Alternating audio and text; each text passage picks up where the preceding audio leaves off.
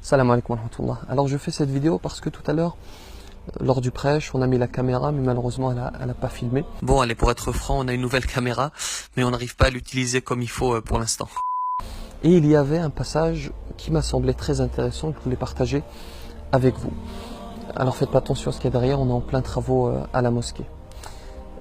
Ce sont deux traditions prophétiques. La première, le prophète, que la paix soit sur lui, dit لِلصَّائِمِ عِنْدَ إِفْطَارِهِ دَعْوَةٌ مُسْتَجَابَةٌ. Le jeûneur, lors de la rupture du jeûne, il a, quoi donc, une invocation exaucée. Et il y a une autre tradition prophétique dans laquelle le prophète dit le jeûneur, lors de la rupture du jeûne, son invocation ne peut être refusée. Alors, ces moments juste avant la rupture du jeûne, ils sont très longs. Ce sont des minutes très longues parce qu'on est dans un état, de faim extrême. On a très faim, ce qui est normal.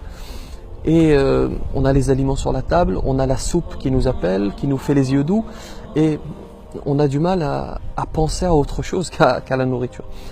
Et c'est pour cela que je te conseille, à ce moment précis, parce que le prophète, que la paix soit sur lui, te le conseille lui-même, de te tourner vers le divin si tu as un problème, si tu as une dette, si tu as une difficulté, tu as un projet, tu souhaites acheter une maison, tu es privé d'enfants, tu souhaites avoir des enfants, tu veux accéder au paradis. Tourne-toi vers le divin au cours de ces quelques minutes avant la rupture du jeûne et invoque et demande ce que tu souhaites à Dieu. Et le prophète, que la paix soit sur lui, te garantit cela, il n'est pas un menteur. Et te garantit que ton invocation va être exaucée, elle ne peut pas être refusée par le divin subhanahu wa ta'ala. Et on demande souvent, on pose souvent ce genre de questions. Alors à quel moment est-ce qu'il faut invoquer? Il faut invoquer de manière générale, mais il y a des moments particuliers qui sont choisis par le divin. Profite de ce mois de Ramadan, tu ne vivras peut-être pas le prochain mois de Ramadan, et invoque le divin et demande ce que tu souhaites.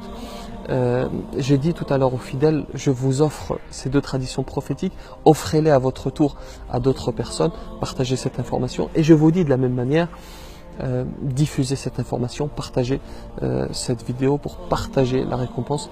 Barakallahu fikum, salam alaikum wa rahmatullah.